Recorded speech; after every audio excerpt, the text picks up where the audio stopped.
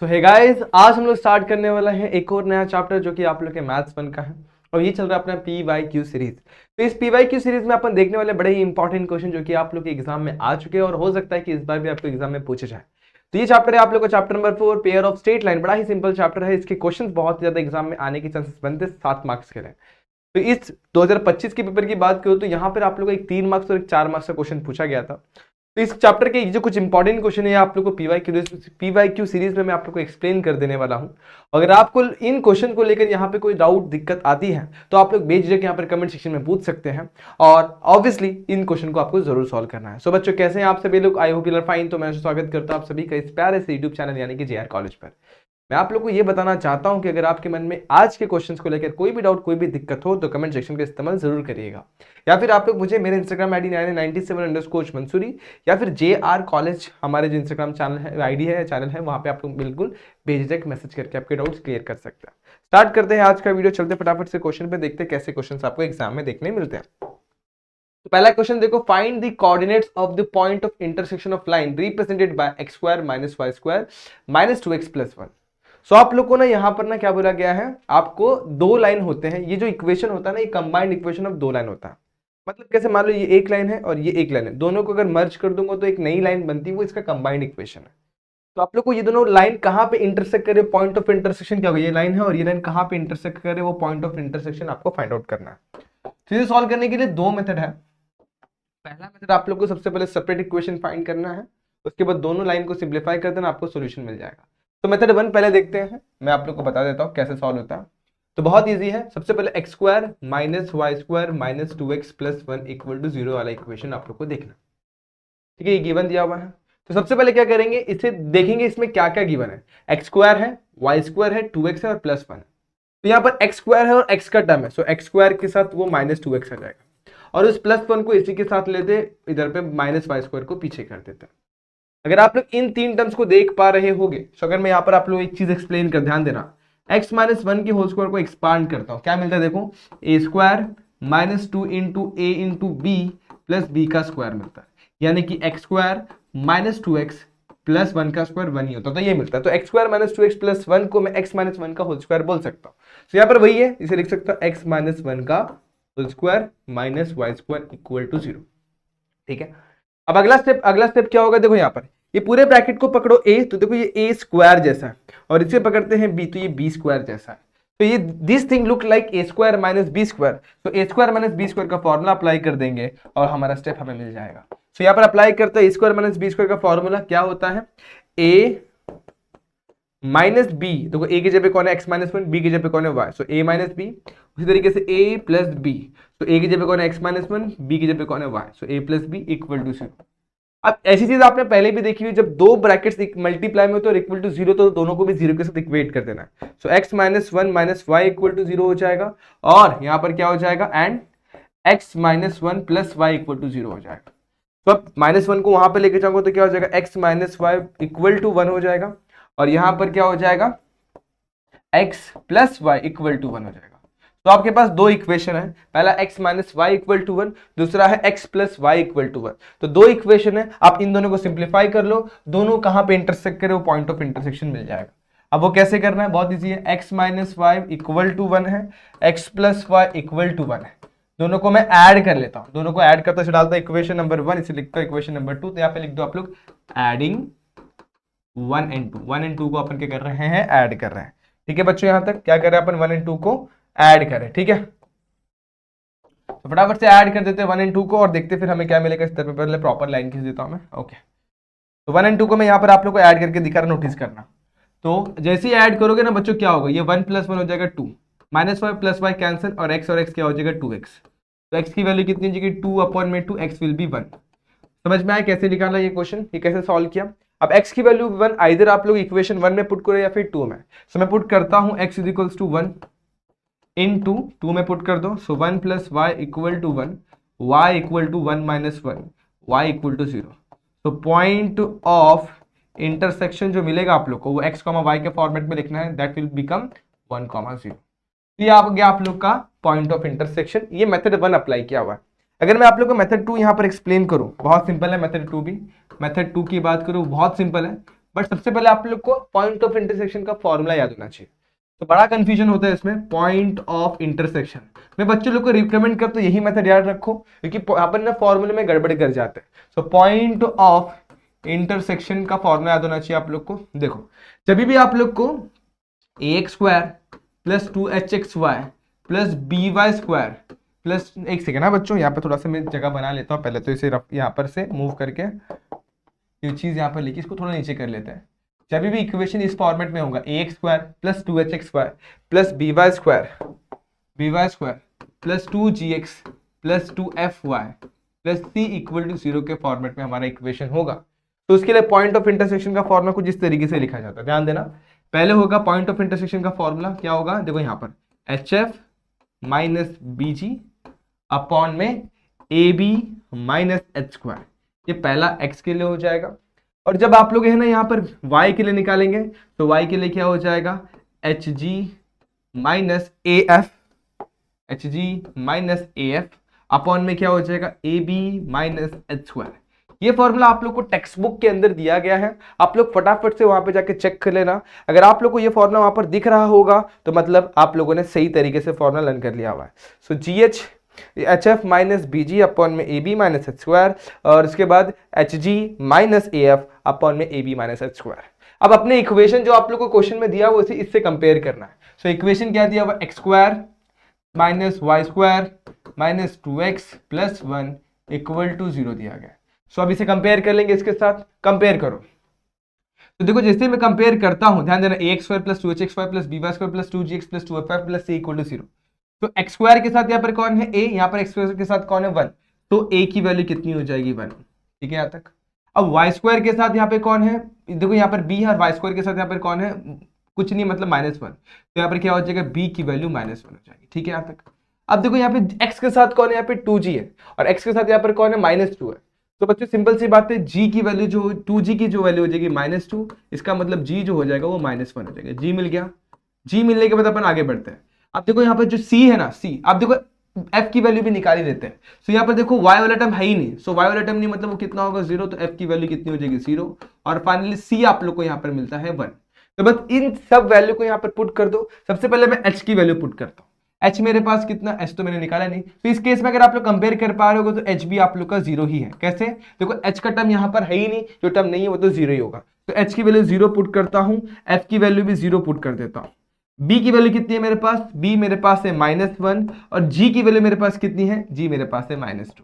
अब नीचे आ जाते हैं ab, a की वैल्यू कितनी है 1, b की वैल्यू कितनी है -1, माइनस h² की वैल्यू कितनी है, तो h की वैल्यू कितनी है 0, तो यहाँ पर लिख देता हूँ 0, और इस तरीके से आप लोग को यहाँ पर चीजें दिखती हुई दिखाई देंगे, ठीक है यहाँ तक। सॉरी, जी की वैल्यू मैंने गलत पुट कर दी, फिर से एक बार पुट करता हूँ, ध्यान देना एरर होते हैं, नोटिस करना, फिर से पुट करता हूँ। तो h की वैल्यू कितनी है बच्चों 0, f की वैल्यू भी कितनी है 0, b की वैल्यू कितनी है -1, और g की वैल्यू कितनी है -1, ठीक है। नीचे आ जाते हैं, a की वैल्यू कितनी है 1, b की वैल्यू कितनी है -1, ठीक है यहाँ तक, माइनस h² की वैल्यू 0², इस तरीके से आ जाएगा। सेम यहाँ पर भी 1 इंटू -1 माइनस 0 का स्क्वायर, डिनोमीटर में होगा, न्यूमीटर में hg माइनस af, h की वैल्यू है 0, g की वैल्यू कितनी है -1, ठीक है यहाँ तक, माइनस a की वैल्यू कितनी है 1, और f की वैल्यू कितनी है 0। बस सिंप्लीफाई कर दो, 0 मल्टीप्लाई बाय 0 करोगे तो कितना मिलता है 0, और 0 यहाँ पर मिलेगा 0, तो 0 लिखता हूँ, माइनस -1 इंटू -1 प्लस 1, देखो 1 इंटू -1 -1, और 0 का स्क्वायर कितना होता है 0, ठीक है। यहाँ पे चलते हैं, 0 इंटू -1 0, 0 माइनस 0, 1 इंटू -1 0 का स्क्वायर 0। आगे बढ़ते, 0 -1 जो होता है -1 होता है, -1 -0 होता है -1।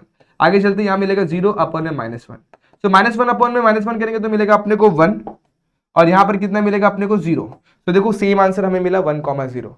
तो दोनों ही इजी है, बस यहाँ पे आप लोग को ये फॉर्मूला याद रखना पड़ता है, और यहाँ पे आप लोग को डायरेक्टली से सिंप्लीफाई करना पड़ता है। आप लोग के एग्जाम में ना इसको फाइंड आउट करने का भी आप लोग को डेरिवेशन पूछ सकता है, derive the expression for the formula for point of intersection of any point, जो भी दिया होगा उसके लिए।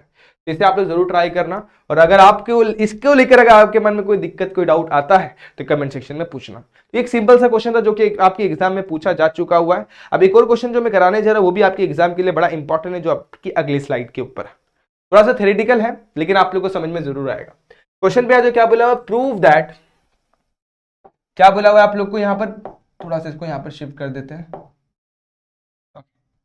तो प्रूव दैट कि homogeneous equation of degree 2, homogeneous equation degree 2 जिसको x और y के टर्म में लिखा है that is ax² + 2hxy + by² = 0 represent करता है पेयर ऑफ स्ट्रेट लाइन। और वो लाइन कहां से पास हो रहा है? ओरिजिन से पास हो रहा है, रिप्रेजेंट करता है। उसी के बगल में क्या लिखा हुआ है? If h² - ab is greater than equal to 0, जब ये ग्रेटर देन इक्वल टू 0 होगा तब। अब आगे क्या बोला हुआ है? हेंस उसके बाद क्या शो करना है कि ये इक्वेशन है ना, इसका इस्तेमाल करके आप लोग को ये बताना है कि ये does not represent a pair of straight line. चलो समझते हैं। सबसे पहले आप लोग को इक्वेशन क्या दिया हुआ? होमोजीनियस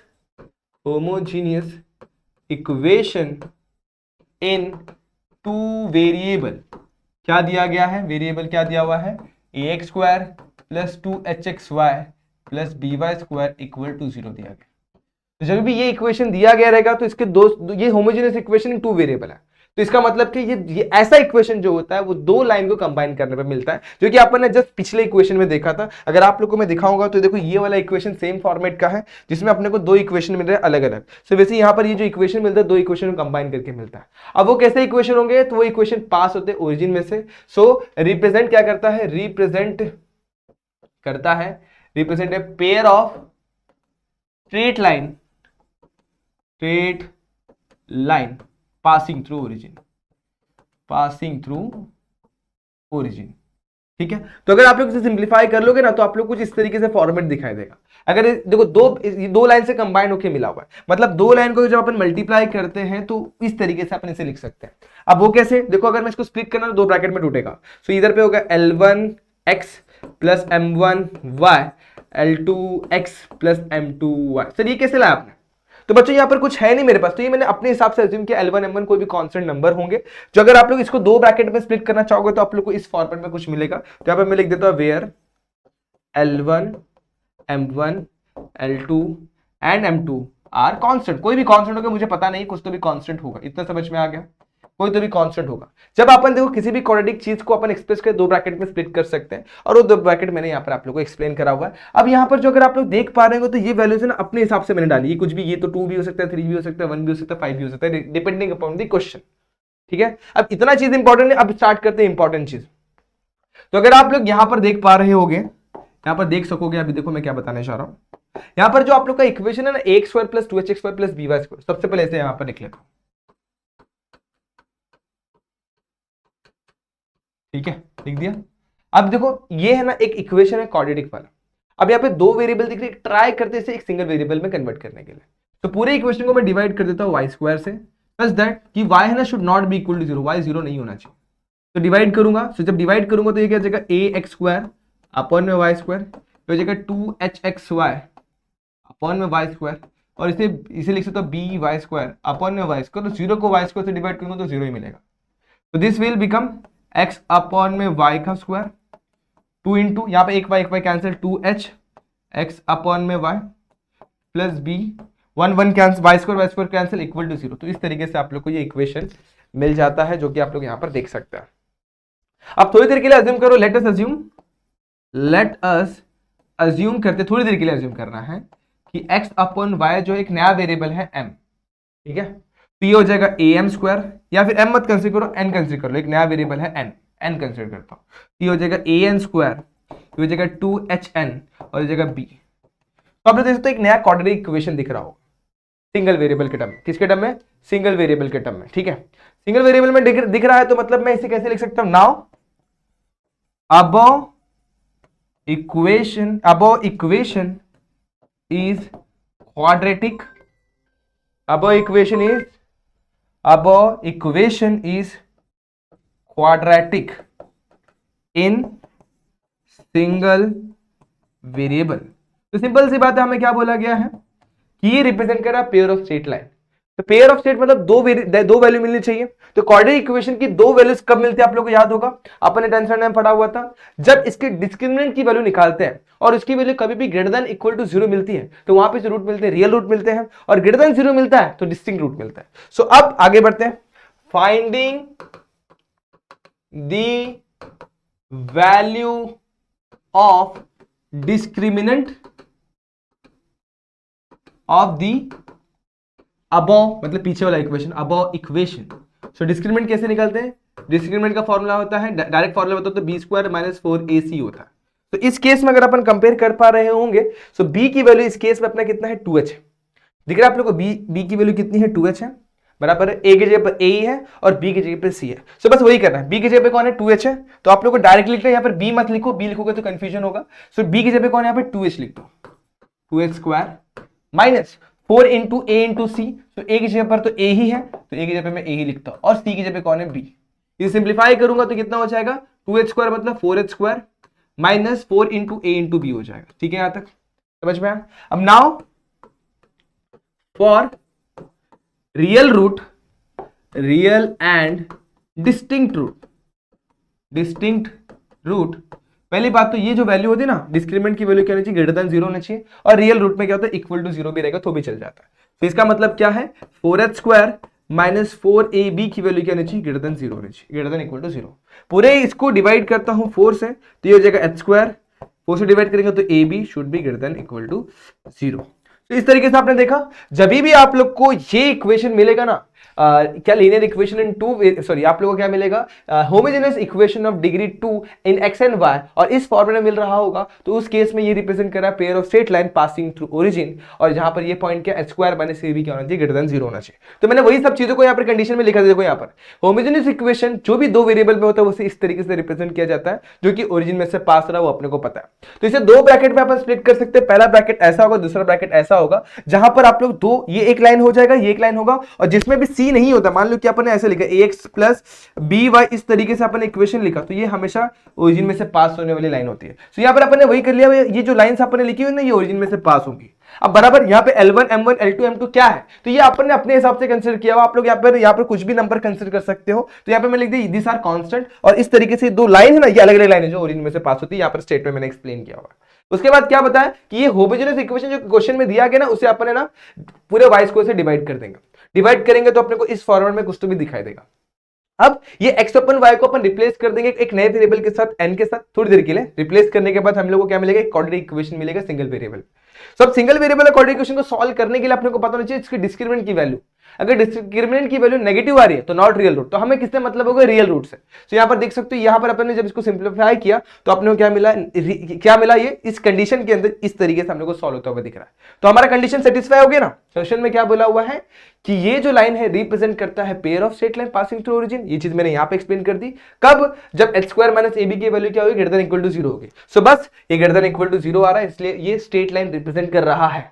ये आप लोग ने पढ़ा होगा, जब भी h स्क्वायर माइनस ab की value greater than equal to 0 होती है तो pair of straight line represent करता है, बराबर। तो अपन इसको प्रूव कर दें। अब आगे बढ़ेंगे, अपने क्या बोला हुआ है, now for x square plus y square equal to 0, ये क्या रिप्रेजेंट कर रहा है, ये लाइन रिप्रेजेंट ही नहीं कर रहा है, pair of straight line represent ही नहीं कर रहा है। So now for x square plus y square equal to 0, इसके लिए चलता है। तो अब क्या हो जाएगा, x square plus y square equal to 0 के लिए क्या हो जाएगा, बहुत सिंपल है। अगर मैं बात करूं यहाँ पर x square plus y square equal to 0 को, तो इसे कंपेयर करते हैं। अब बोला हुआ है, अब इसी चीज को जो अपन ने प्रूफ किया इसे इसी का इस्तेमाल करके आपको बताना है कि ये pair of straight line represent नहीं कर रहा है। तो कंपेयरिंग विद किससे कंपेयर करेंगे, ax square plus 2hxy plus by square equal to 0। तो a की वैल्यू मुझे मिल रही है 1, 2h कितना हो जाएगा, h का टर्म 0 है तो h की वैल्यू कितनी हो जाएगी 0, और b मुझे कितना मिल जाएगा, वो भी 1 मिल जाएगा।